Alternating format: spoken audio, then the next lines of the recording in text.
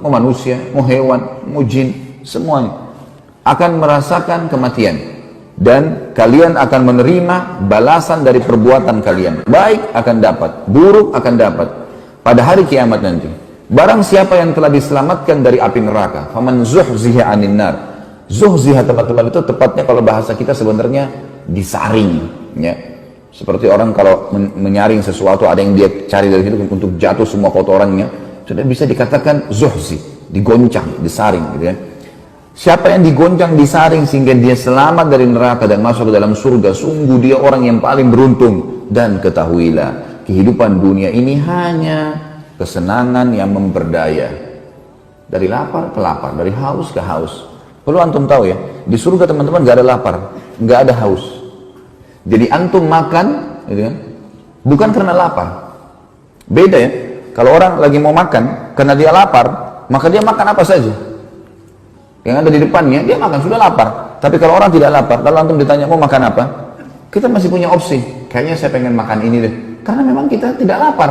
Beda, orang yang tidak lapar akan menikmati makanannya. Orang kalau lagi tidak lapar, dihidangkan banyak makanan, dia bebas mengincipi yang ini, mengincipi yang itu. Begitu pula dengan kenyang. Di surga nggak ada kenyang. Nggak ada kenyang. Jadi makan tidak ada batasnya. Sampai dia merasa dirinya sudah cukup, dia ingin pindah ke makanan lain, baru dia pindah. Orang minum bukan karena haus, dinikmatin. Sehingga dia minum yang Allah menyebutkan baik dalam Al-Quran tentang masalah ya, minuman yang berjahe, air susu, sungai susu, ya, kemudian sungai arak yang tidak memabukkan, kemudian madu, semua disebutkan. Semua itu dikerjakan teman-teman tanpa ada rasa haus. Nggak pernah tidur dan capek. Dalam arti kata, nggak pernah tidur dalam keadaan capek atau ngantuk. Di surga, kalau ada pun orang tertidur, bukan karena dia ngantuk, bukan karena dia capek. Memang karena terlalu nyamannya tempat itu sampai dia tertidur. Seperti kalau sudah tidur semalaman. Kemudian antum masuk ke masjid, masjid ini dingin sekali, sejuk, bersih. Kita baring, tertidur. Tidur itu beda dengan tidur kalau orang lagi capek. Sama dengan tadi orang kalau makan tidak lapar. Semua di surga itu keadaan seperti itu. Tidak ada masa tua, nggak ada masa muda, anak-anak. Semuanya 33 tahun, nggak bertambah sehari, nggak berkurang sehari. Kenikmatan yang sulit untuk digambarkan dan tidak akan ketemu dengan dunia. Teman-teman sekalian, semua kehidupan dunia kita ini memberdaya. Dalam arti kata gini, apapun yang antum perebutkan di muka bumi ini, coba bayangkan kita dapat hal yang paling maksimal. Antum sudah punya mobil yang paling mahal, sekian miliar, dan sudah penuh garasi antum dan halamannya dengan 10 mobil Alphard misalnya. Sudah 10 mobil Mercy, 20, 100 mobil kalau perlu. Antum sudah punya rumah di lokasi yang paling strategis. Bukan cuma 30 kali 30 atau 33 kayak masjid ini, kali 33 meter, 1000 kali 1000 meter. Dengan istana, dengan 1000 dayang-dayang. Antum punya baju segala macam. Nama antum harum di muka bumi, semua sudah didapatkan. Terus setelah itu apa? Apa setelah itu? Ujung-ujungnya dunia itu kita akan mentok ke pertanyaan, setelah itu apa? Apakah itu akan membuat kita kekal, tetap muda, ya, selamat dari kematian? Sama sekali enggak. Banyak orang subhanallah memperebutkan harta warisan, ribut dengan ahli warisnya, memperebutkan sesuatu. Untuk apa teman-teman? Untuk tanah di muka bumi. Kapasitas tubuh antum kan ada. Kapasitas perut kita 1-2 piring nasi. Sudah kenyang. Nggak bisa kita paksain lagi. Kapasitas air kita segelas 2 gelas. Untuk apa berebut? Kapasitas tidur antum 1 kali 2 meter. Itu kapasitas tidur kita. Untuk apa merebutkan tanah 1000 meter, 2000 meter, sekian hektar. Dan akhirnya jor-joran membuat data palsu dan seterusnya. Untuk apa? Kalau mau lebih jauh, kalau teman-teman biasa naik pesawat, tentu kita tahu. Kalau kita naik pesawat teman-teman, dan tanah yang kita perebutkan itu kita lewat di atasnya, dari atas pesawat tidak akan kelihatan sama sekali. Orang kadang-kadang bangga dengan hanya pakai cincin misalnya. Anggap dia punya berlian. Orang kalau punya berlian seperti bola pingpong, kira-kira kaya nggak? Kalau orang punya seperti bola basket, baik teman-teman sekalian. Anggap seperti bola basket dia punya berliannya. Itu kadang-kadang kalau berlian sudah sebesar bola pingpong, disimpan di sebuah tempat pakai laser, segala macam, diiklankan seluruh dunia, luar biasa. Bagaimana kalau seperti bola basket dia punya? Baik, taruh itu di tanah, antum naik pesawat, kelihatan itu? Udah nggak kelihatan. Begitu memang dunia.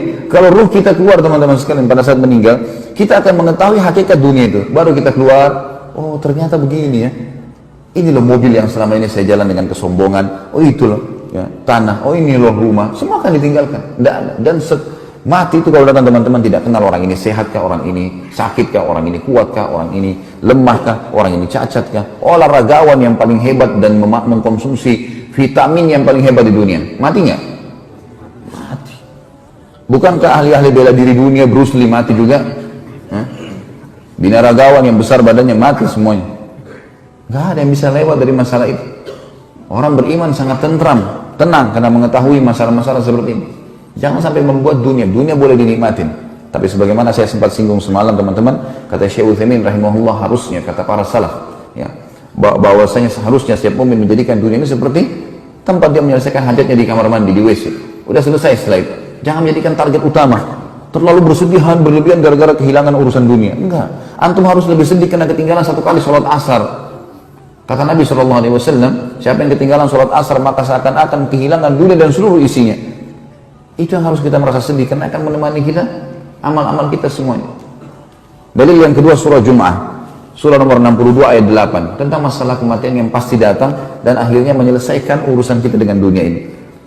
A'udzu billahi minasyaitonir rajim. Qul innal mautal ladzi tafirruna minhu fa innahu mulaqikum thumma turadduna ila 'alimil ghaibi wasyahadati fayunabbi'ukum bima kuntum ta'malun. Katakanlah hai Muhammad kepada seluruh pengikutmu, sesungguhnya kematian yang kamu lari darinya. Banyak orang sengaja lari, sakit sedikit langsung ke rumah sakit, menjaga bagaimana olahraga, kolesterol saya naik, darah tinggi, ribut dengan masalah itu.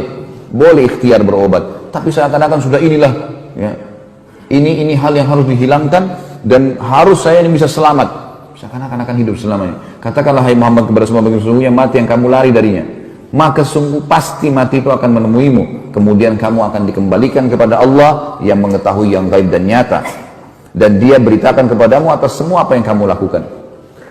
Ayat yang lain, surah An-Nisa, surah nomor 4 ayat 78. A'udzu billahi minasyaitonir rajim. Aynama takunu yudrikkumul maut walau kuntum fi burujin musyayyadah. Wa in tusibhum hasanatun yaqulu hadhi min indillah wa in tusibhum sayyi'atun yaqulu hadhi min indik. Qul kullun min indillahi fama li haula'il qaumi la yakaduna yafqahuna haditha. Di mana saja kau berada, maka kematian pasti akan mendatangimu. Kendati pun kau berada dalam sebuah benteng yang tinggi dan kokoh, dia pasti akan datang. Dan jika mereka memperoleh kebaikan, hai Muhammad, orang-orang ini orang munafik dan orang kafir, mereka mengatakan ini adalah dari sisi Allah. Dan kalau mereka ditimpa sesuatu bencana, mereka mengatakan ini dari sisimu, hai Muhammad. Katakan, semua datang dari sisi Allah. Maka mengapa orang-orang munafik itu hampir-hampir tidak memahami pembicaraan sedikit pun? Saksi bahasan kita adalah masalah kematian. Kemudian juga Allah Subhanahu wa taala mengingatkan dalam firman yang lain, surah Al-Munafiqun atau surah Al-Munafiqun, surah nomor 63 ayat 9 sampai 11, tentang tidak bolehnya kita menjadikan dunia ini sebagai target utama. Mati akan datang dan menyelesaikan semua. Sebelum saya baca ayat ini teman-teman, saya baca ayat ini baru saya baca hadisnya insyaallah. A'udzu billahi minasyaitonir rajim. Ya ayyuhalladzina amanu la tulhikum amwalukum wala auladukum an dzikrillah wa may yaf'al dzalika fa ulaika humul khasirun wa anfiqu mimma razaqnakum min qabli an ya'ti ahadakumul maut fa yaqula rabbi laula akhartani ila ajalin qaribin fa asaddaqa wa aqum minas salihin wa lan yu'akhirallahu nafsan idza jaa ajaluha wallahu khabirum bima ta'malun. Hai orang yang beriman, jangan kalian menjadikan harta-harta kalian, perdagangan, ya, kemudian apa saja yang sedang kita lakukan, jabatan, urusan dunia, dan anak-anak kalian melalaikan kalian dari mengingat Allah. Ada banyak orang subhanallah karena dia meeting ditinggalkan sholat berjamaah. Ini urusan dunia. Atau karena pembeli di tokonya lagi ada ditinggalkan sholat berjamaah. Tinggalkan ibadahnya kepada Allah.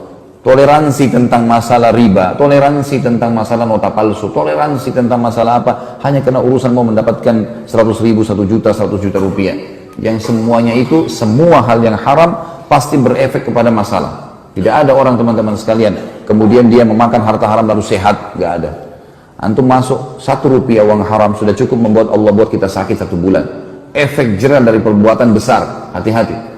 Sekali kita berbuat nota palsu 1 juta, Allah tidak akan ambil 1 juta dari kita, tapi Allah akan ambil 100 juta dengan cara kita masuk rumah sakit, nanti akan dikeluarkan 100 juta. Jangan main-main dengan masalah seperti ini teman-teman, menganggap gak masalah, gak apa-apalah.